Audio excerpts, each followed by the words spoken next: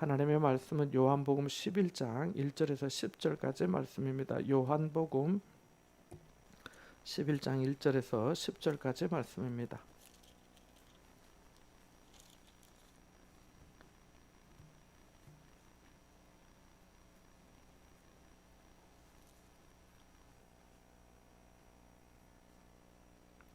1절에서 10절까지 같이 보겠습니다. 요한복음 11장 1절부터 10절입니다. 함께 봅니다. 어떤 병자가 있으니 이는 마리아와 그 자매 마르다의 마을 베다니에 사는 나사로라. 이 마리아는 향유를 주께 붓고 머리털로 주의 발을 닦던 자요, 병든 나사로는 그의 오라버니더라. 이에 그 누이들이 예수께 사람을 보내어 이르되 주여 보시옵소서, 사랑하시는 자가 병들은 나이다 하니 예수께서 들으시고 이르시되 이 병은 죽을 병이 아니라 하나님의 영광을 위함이요 하나님의 아들이 이로 말미암아 영광을 받게 하려 함이라 하시더라.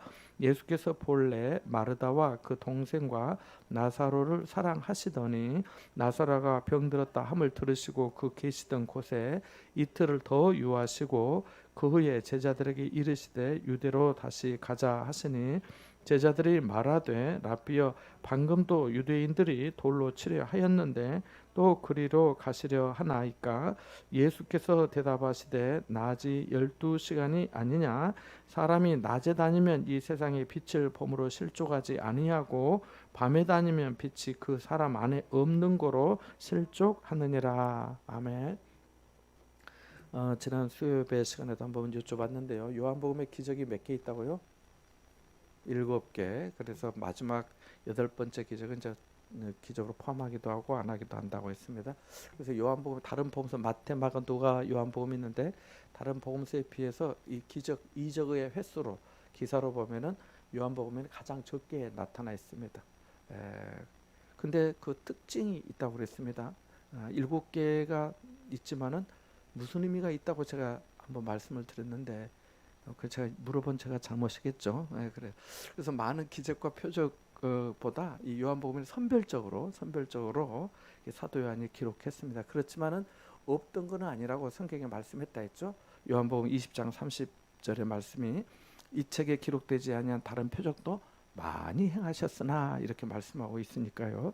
그래서 중요한 것은 선별적으로 중요한 계시적 의미를 전달하기 위해서 대표적인 기적과 표적만 요한복음에는 나타난다, 기록되었다라고 말씀을 드렸습니다.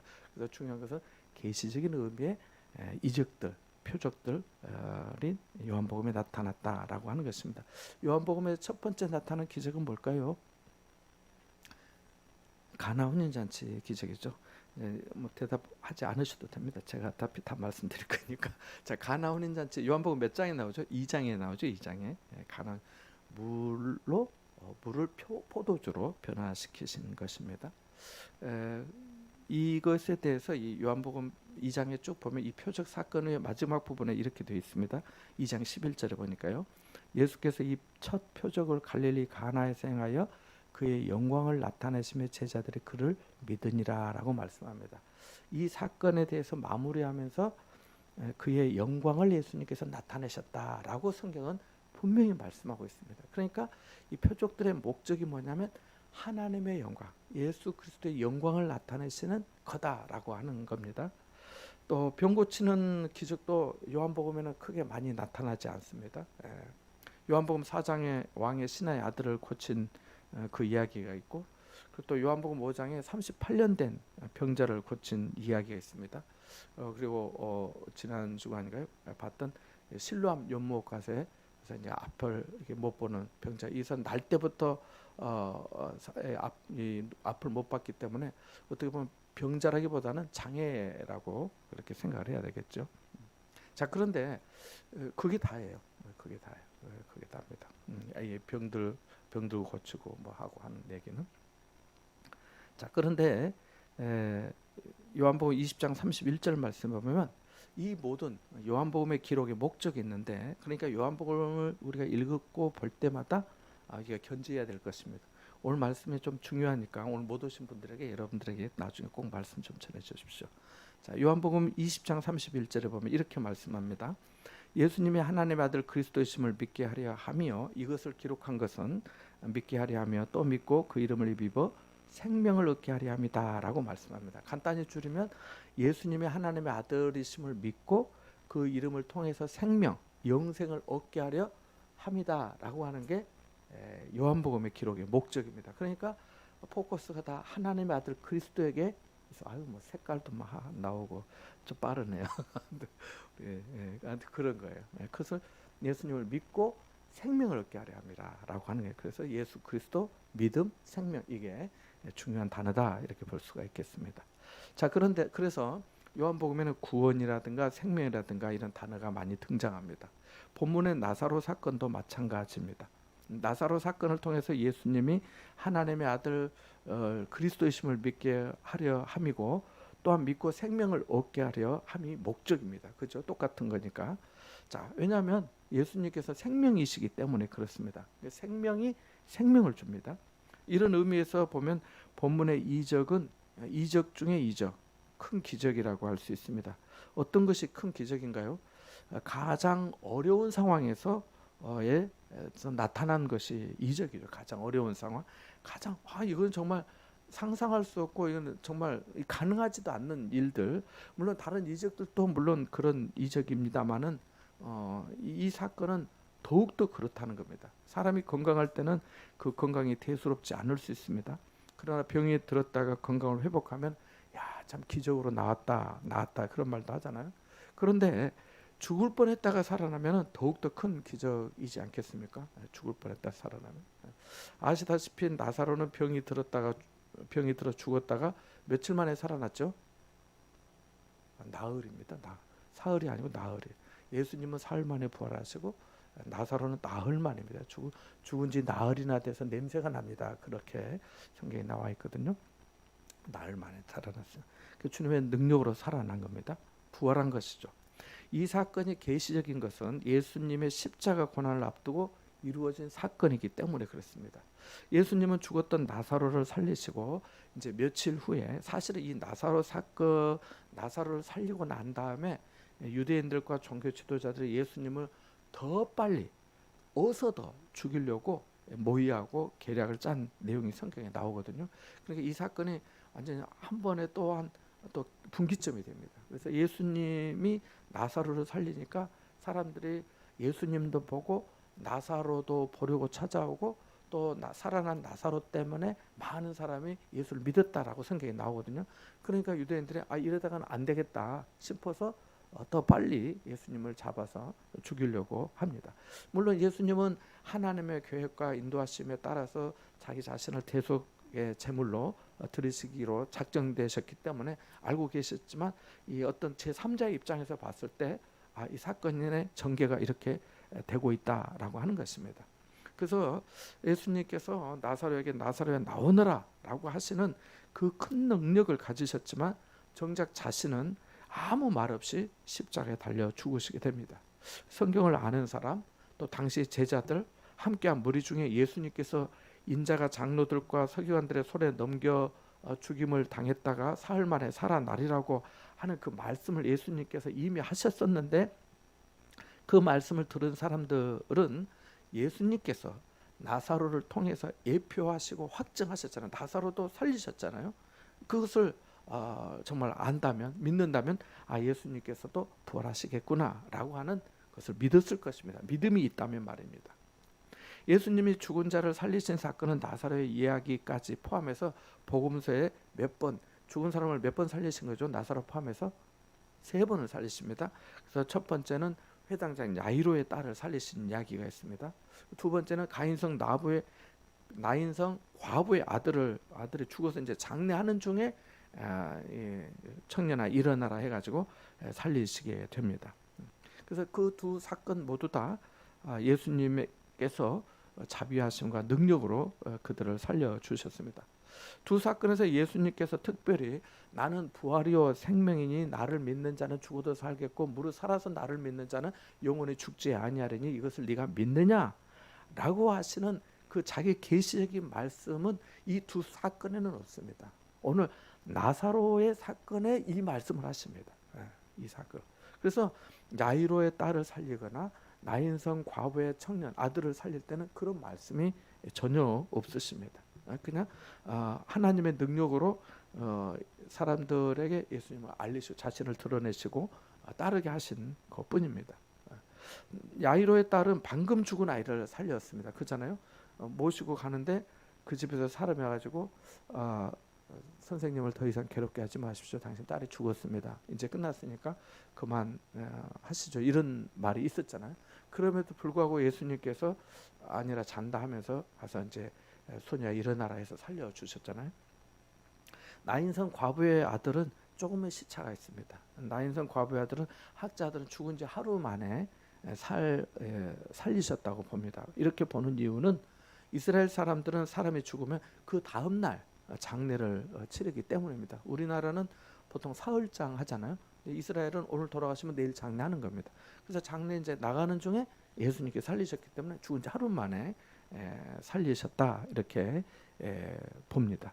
자, 이렇게 이 청년을 살린 데에는 예수님께서 그 과부를 보시고 성경에 보면 불쌍히 여기시는 그 예수님의 전적인 자비와 긍휼하심으로 살리신 겁니다. 과부가 내 아들 좀 살려주세요 라고 한 거 아닙니다. 그럼에도 불구하고 주님이 그러한 은혜를 주권적으로 베풀어 주신 거죠. 이 청년을 살리신 후에도 누가복음 7장 16절에 보면 성경은 이렇게 말씀합니다. 모든 사람이 두려워하며 하나님께 영광을 돌렸다라고 말합니다.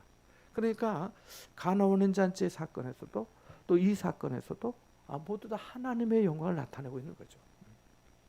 자, 야이로의 딸은 집에서 살리셨습니다. 그죠? 집에 있었으니까. 나인성 과부의 아들은 노상에서 장례하는 중에 살리셨습니다. 야이로의 딸은 처음에 제자들만 알고 데리고 들어가셔서 두 제자만 데리고 들어가셔서 기도하시고 부모에게 인계해 주셨습니다. 나인성 과부의 아들은 사람들이 다 보는 노상에서 살리셨어요. 장례가 나가는 중에 살리셨기 때문에 그렇습니다.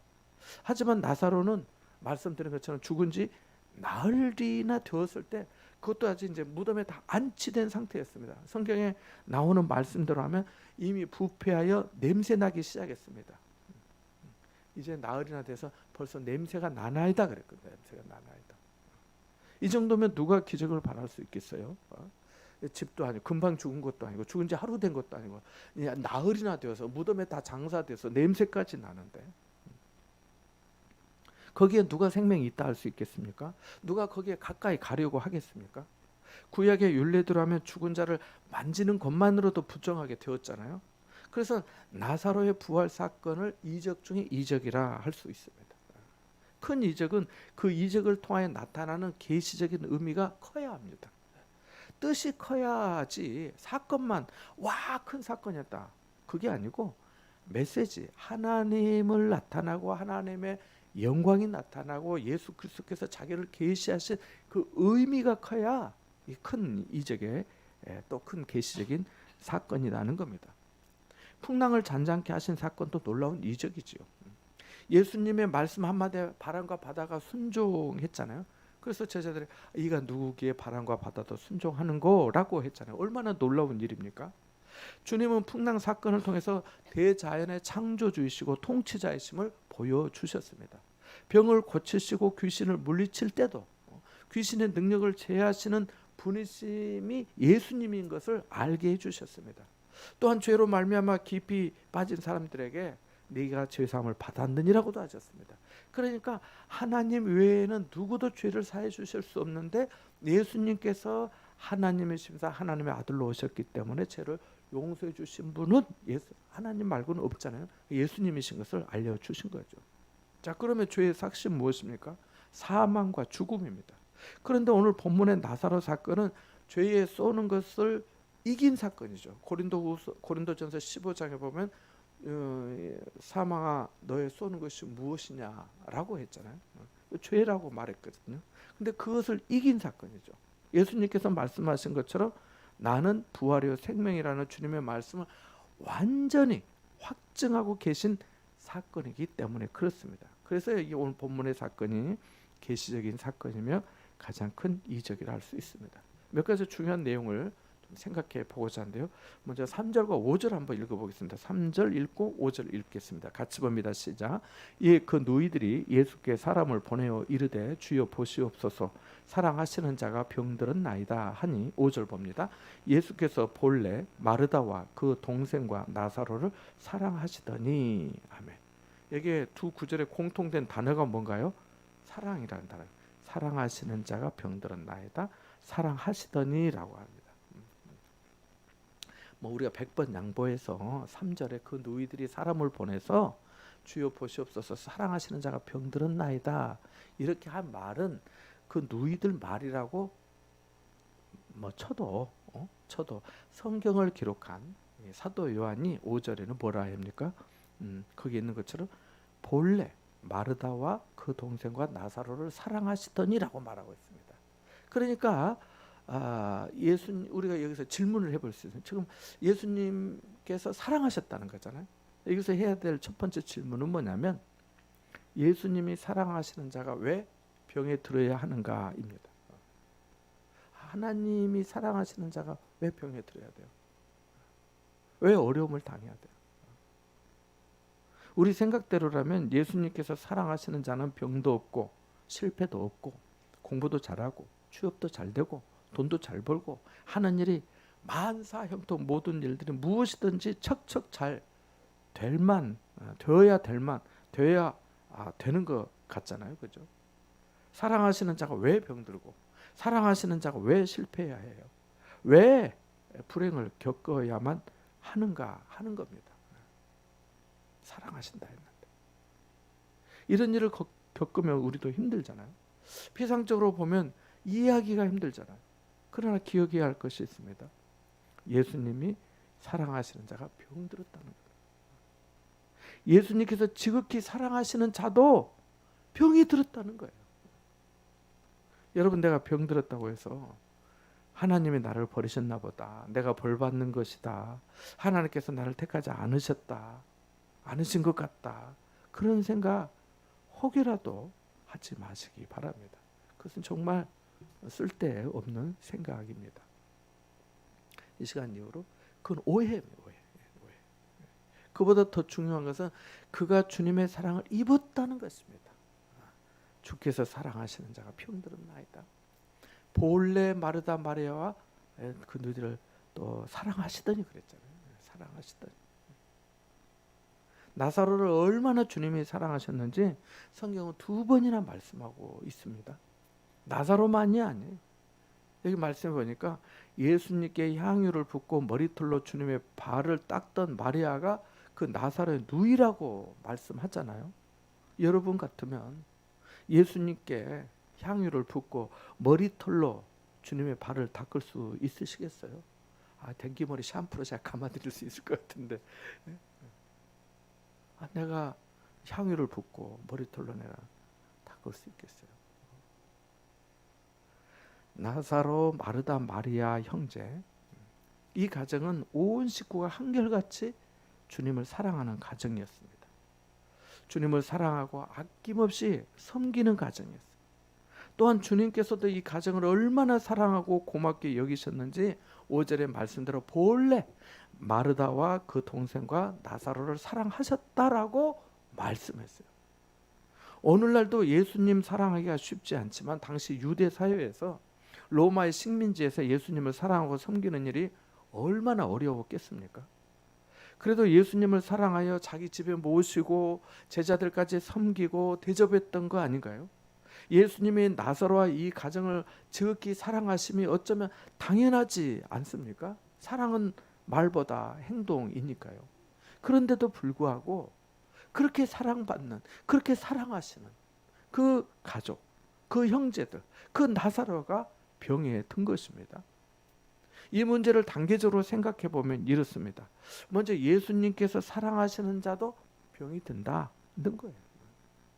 다음으로 예수님께서 사랑하시는 자이기 때문에 병이 들었다고도 볼 수 있습니다.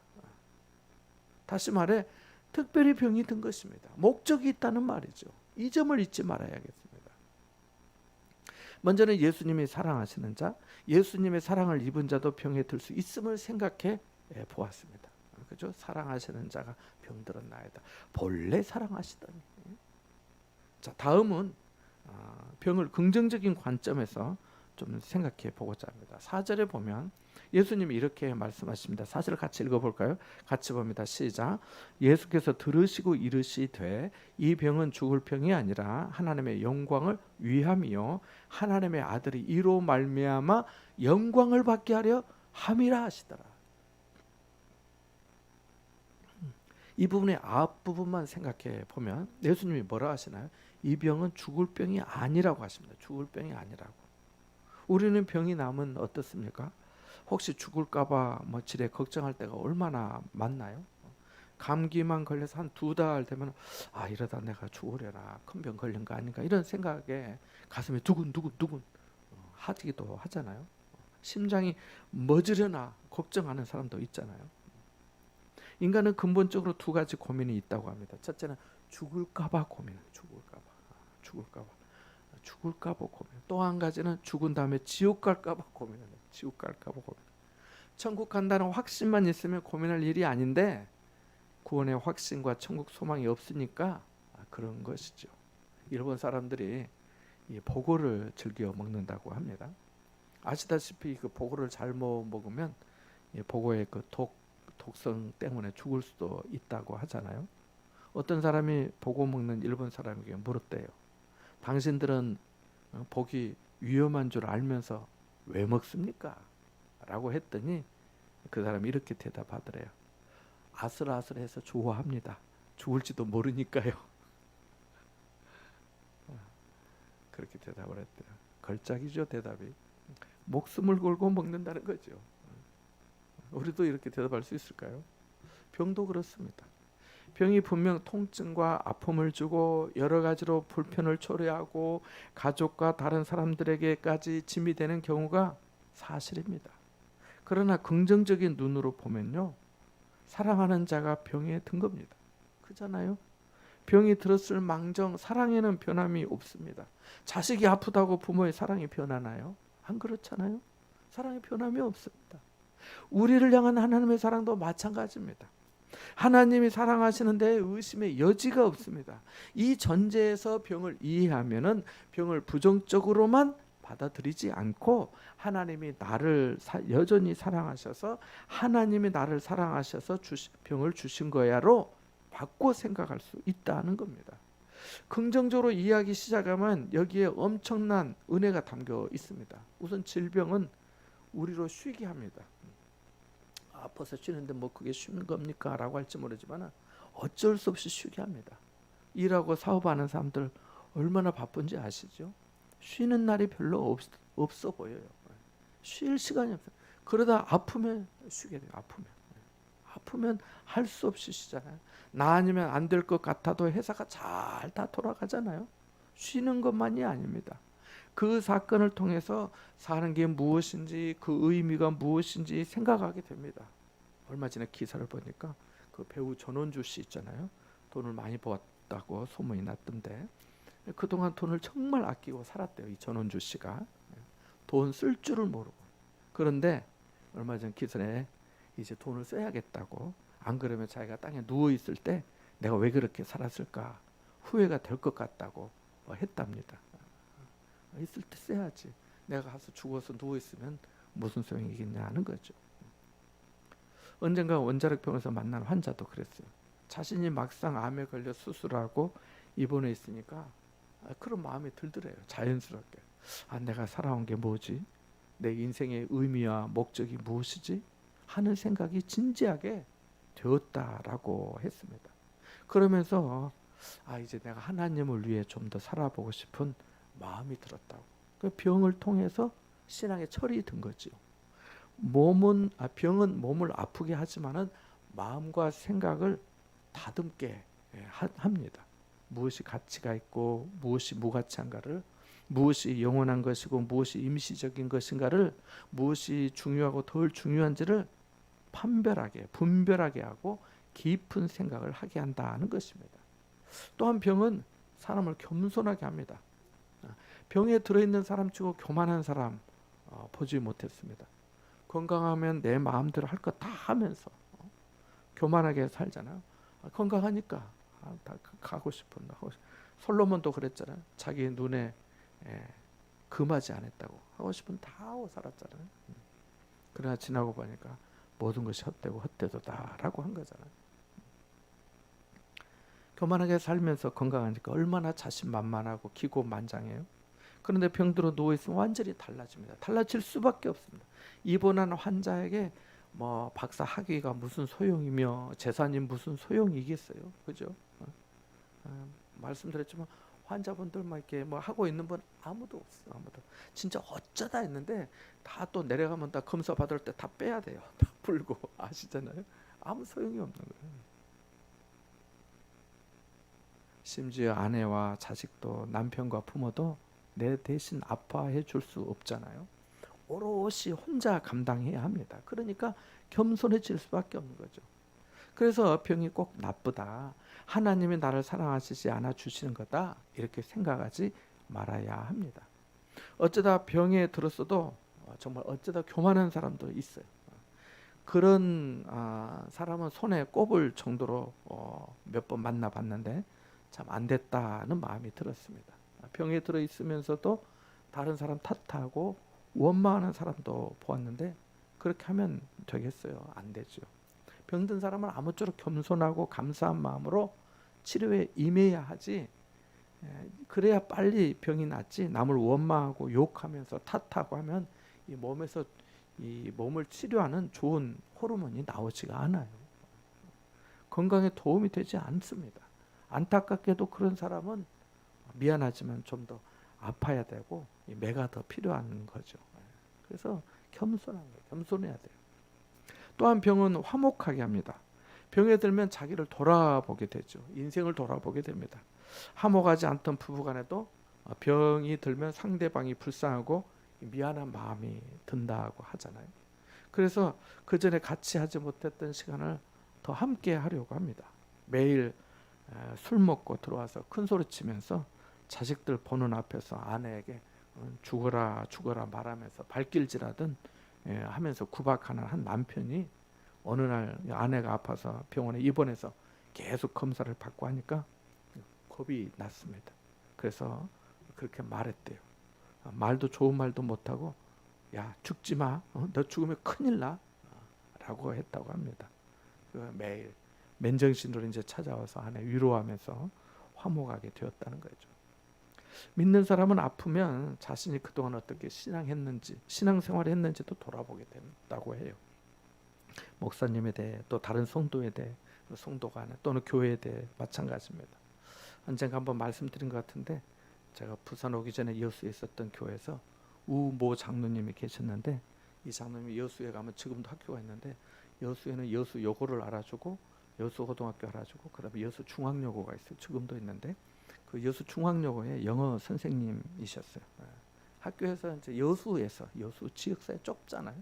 여수에서 그래서 학교 선생님 정도면 좀 존경을 받지 않겠어요? 그런데 이 분이 그동안 담임 목사님들이 몇 번 바뀌는 동안에 계속 목회자의 마음을 좀 어렵게 했습니다. 그런데 그분이 장로 은퇴하고 인천의 딸 집에서 생활하시다가 돌아가셨는데 자기가 왜 그때 목사님들에게 그랬는지 정말 후회되고 잘못했다고 그 자식들에게 말씀하셨다는 이야기를 그 장로님 장례에 문상 가셨던 다른 장로님이 다녀오시고 난 다음에 저한테 해주신 얘기입니다. 병은 이 관계를 회복하게 하는 좋은 기회가 되기도 하더라는 것입니다. 그러므로 병든 것을 무조건 나쁘다고 보아서는 안 됩니다. 사랑하시는 자가 병들었나이다. 사랑하시니까 병을 주신 것이다. 이렇게 좀 생각을 해야 돼요. 이 병으로 바쁜 일상에서 쉬게 되고 겸손해지고 화목하게 되고 하나님의 사랑을 더 잘 알고 감사를 배우게 되기 때문입니다. 이 평낭인연하여 더 빨리 갑니다라고 하는 그 찬송가의 가사처럼 병을 통해서 하나님과 더 가까이 사귀는 시간이 될 수 있습니다. 내 주 예수를 더욱 깊이 아는 그 은혜를 받을 수가 있어요.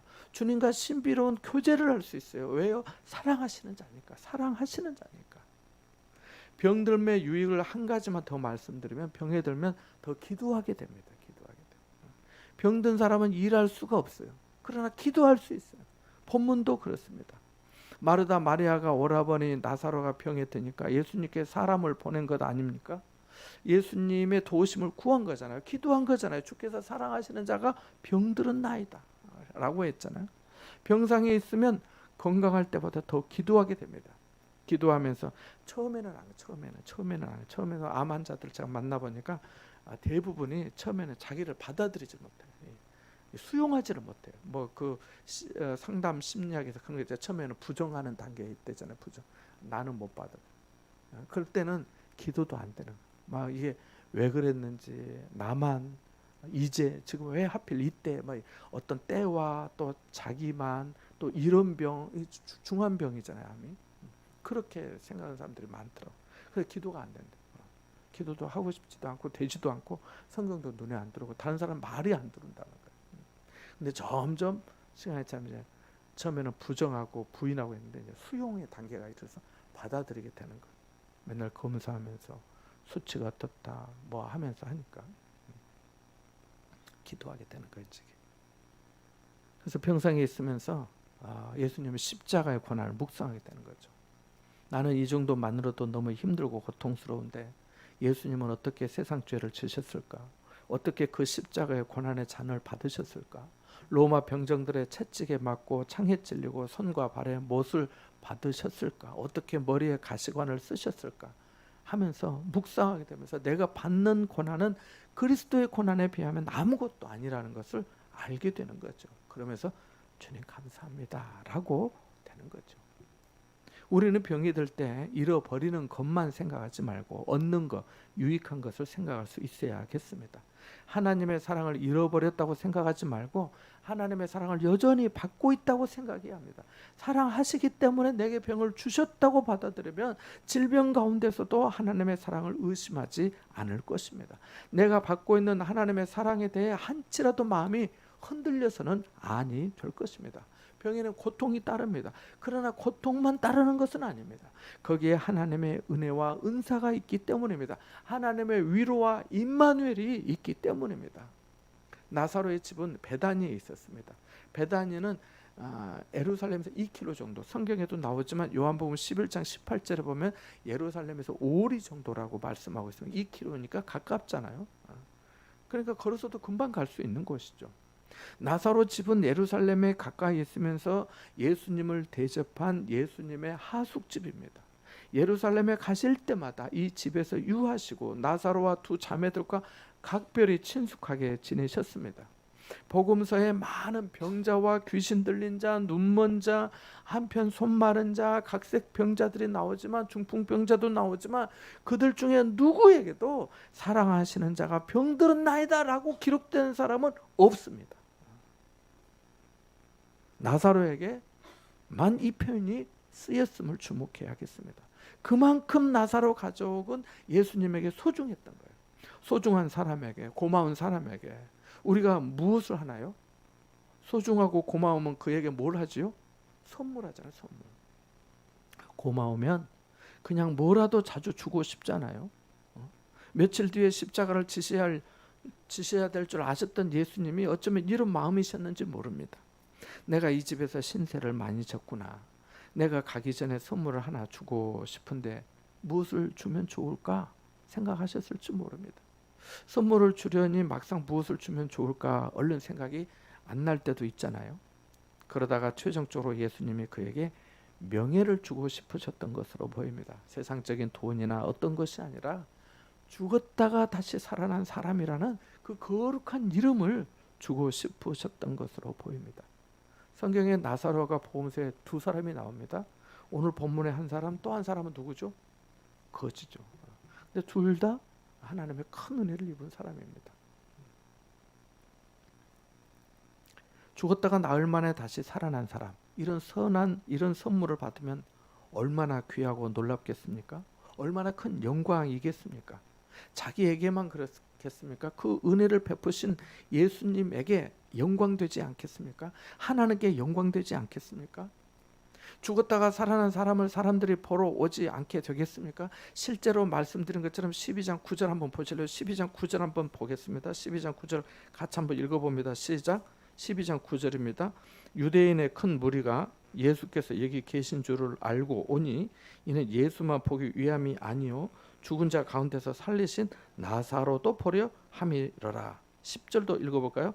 제사장들이 나사로까지 죽이려고 모의하니, 그 다음에 11절도 나사로 때문에 많은 유대인이 가서 예수를 믿음이러라. 아까 말씀드린 내용이 이렇게 나와 있습니다. 자, 이 부분은 또 다음에 생각해 보기로 하고요. 본문을 다시 한번 자세히 보십시오.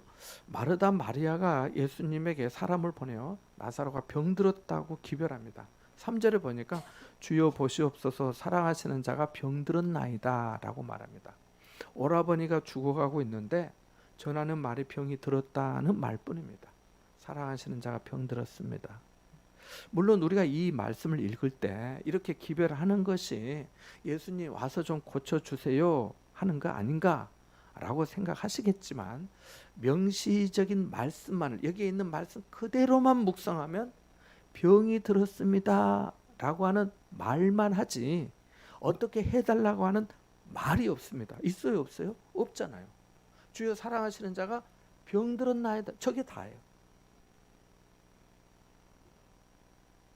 그러니까 사실과 상태만 알릴 뿐이지 그에 대한 어떤 대답이나 반응의 요구나가 전혀 없습니다. 말을 못하고 물과 불에 빠지게 하는 귀신이 들린 자기 아들을 고쳐달라고 찾아온 그 아버지 아실 겁니다. 예수님의 아들을 고쳐달라 했어요. 고쳐달라고. 할 수 있거든, 좀 고쳐달라고. 어떤 맹인은 내가 보기를 원한다고 그랬어요. 어떤 이는 낫기를 원합니다라고 말했어요, 예수님에게. 그러한 내용이 사실대로 성경에 다 기록되어 있어요. 그런데 본문에는 어떻습니까? 나중에 보면 마르다가 예수님에게 주님께서 여기 계셨더라면 오라버니가 죽지 않았을 것입니다 라고 예수님에게 말을 했습니다마는, 그것은 인간적인 입장에서 예수님이 오시니까 이제 예수님 보면서 충분히 할 수 있는 말 아니겠습니까? 아름다운 신앙은요, 사실대로 아뢰는 겁니다. 처분은 하나님께 사실 것이니 믿음으로 기다리는 겁니다. 주신 이도 주님이시오 취하신 이도 주님이시오 모든 것이 하나님께로 말미암지 않느냐 하면서 말입니다. 보세요. 주여 보시옵소서 사랑하시는 자가 병들었나이다. 와서 좀 고쳐주세요. 나 죽을 것 같아요. 그런 말이 아니고 주여 보시옵소서 사랑하시는 자가 병들었나이다. 딱 그 말뿐이에요. 나사로와 마르다 마리아의 믿음이 혹시 여러분 생각에 부족한 부분이 있게 보일지 모르지만 저는 그렇게 생각하지 않습니다. 물론 부족한 부분이 있겠지요. 그러나 그들이 예수님과 제자들을 그렇게 귀하고 아름답게 섬기는 동안 그들의 믿음 또한 자라지 않았겠습니까? 예수님이 사랑하시는 자라 했으니 주님과 얼마나 가까웠겠습니까? 마음이 통해서 보고 웃고 기뻐하면서 서로를 때로 위로하고 격려하면서 말입니다. 아, 예수님 오늘 고단하셨죠. 아, 사람들이 또 좀 그렇게 나올 줄 생각도 못했어요. 아, 뭐 그럴 수도 있지 하면서 오늘 저녁 좀 맛있게 드시죠 하면서. 그러니 기별만 하면 됐지 어느 안전이라고 예수님에게 오라가라 하겠습니까? 그 시절에 아무나 그렇게 예수님을 섬길 수 있었겠습니까? 복음서에 보면 사랑하시는 그 제자와 나사로 외에 예수님이 사랑하시는 자라고 하는 표현이 없어요. 마태, 마가, 누가, 요한복음에 없어요. 딱 하나 나와요. 주께서 사랑하시는 그 제자. 사도 요한을 두고 한 말이에요. 제자 중에 그 제자를 표현할 때만 딱 한 번 나오고 나사로에게만 나와요. 본래 마르다 마리아와 나사로를 사랑하시더라. 주께서 사랑하시는 자가 병들었나요? 딱 한 번 나와요. 요한복음 10장 31절에 보면 유대인들이 예수님을 돌로 치려한 장면이 나옵니다. 그런데 이때 예수님이 오셔야 됩니다. 오셔서 어떻게든 오라버니 낫게 해주세요 라고 조를 수는 없는 일인 거죠.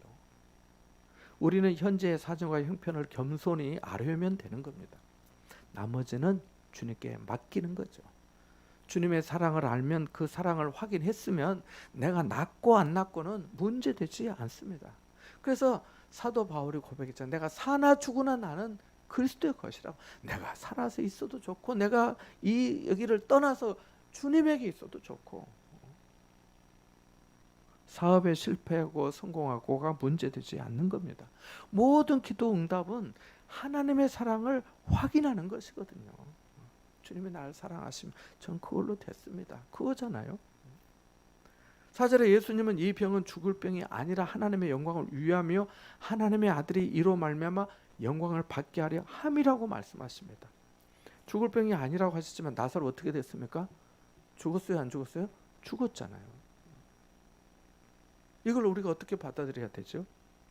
자, 예수님이 생각하는 죽음은 우리가 생각하는 것과 다르다는 겁니다. 내 생각은 너희 생각과 다르고 내 길은 너희 길보다 높음이라고 하셨잖아요. 이사야 55장에. 우리 생각에는 죽음인데 예수님은 죽음을 잠깐 자는 정도로 여기셨습니다. 그래서 말씀하잖아요. 여기 11절 한번 읽어볼까요? 같이 봅니다. 11절입니다. 시작. 이 말씀을 하신 후에 또 이르시되 우리 친구 나사로가 잠들었도다. 그러나 내가 깨우러 가노라. 아멘. 우리는 숨이 넘어가면 죽었다고 하지만 예수님에게는 장례를 치렀다 해도 죽은 것이 아니라는 것입니다. 예수님이 그 생명을 찾으시고 회복하시고 다시 살리시기 때문입니다. 사도 바울도 고린도전서 15장에서 우리가 잠자는 자들에 관하여 알아야 한다고 말했잖아요. 그러면서 부활을 쭉 설명했잖아요. 신앙은 예수님의 말씀, 예수님의 관점대로 따라가는 것입니다. 그래서 이 사건을 통해 예수님의 영광, 하나님의 영광을 위함이라고 하신 거예요. 이에 참여하고 쓰임받는 사람도 마찬가지입니다. 실제로 사도의 행전을 보면 베드로가 누구를 살리죠? 다비다를 살립니다. 바울이 또 누구를 살리죠? 청년 유두고를 살리잖아요. 하나님의 영광을 나타냈습니다. 그리고 베드로와 바울도 영광받는 은혜를 입었어요. 인천에 가면은 주한 장로교라는 큰 교회가 있어요. 엄청 큰 교회인데 지금 은퇴하신 나겸일 목사님이 거기서 목회를 하셨어요. 이분이 서울대를 나와서 하나님의 은혜를 받고 신학대학을 갔습니다. 근데 혀가 짧아. 해가 짧아가지고 말이 발음이 또박또박하지 않고 어눌한 거예요. 그래서 신학교 교수님들이 그렇게 해서 어떻게 설교하고 목회할 수 있겠냐고 걱정을 했어요. 근데 하나님께서 그분에게 은혜를 주셔서 말을 잘하도록 은혜를 주신 거예요. 이제까지 평생 말을 못했는데 게다가 간암 판정을 받았어요. 한번 죽게 되었어요. 그래 기록에 의하면 그 나경물 목사님의 사모님도 상태가 너무 안 좋으니까 하나님 살려달라고 살려주세요라고 기도를 못했대요. 안 했대요. 아무튼. 그런데 하나님께서 그 병을 고쳐주시고 말씀드린 대로 말도 다 잘하고 설교하고 말씀 전하시고 하나님께 큰 영광이 되었어요. 그뿐이겠습니까? 목사님 자신에게도 큰 은혜와 영광이 되었어요. 나사로처럼 말입니다. 여러분, 병이 다 나쁜 게 아닙니다. 이 병이 하나님의 영광을 위한 병일 수 있음을 알아야겠습니다. 그리고 겸손하게 은혜를 구하고 하나님의 은혜를 주시면 하나님께 영광 돌리며 감사해야 합니다. 나사로와 마르다 마리아가 그러지 않았겠습니까? 나사로를 주님께서 그렇게 살려주시고 난 다음에 마르다 마리아가 그 전보다 더 못했겠습니까? 그러진 않았을 거 아니에요. 그죠? 이와 같은 은혜가 여러분과 함께 하시기를 주님의 이름으로 축원합니다. 우리 같이 하나님의 말씀을 좀 생각하면서 또 함께 기도하기를 원합니다. 하나님, 주께서 사랑하시는 자가 병들었나이다.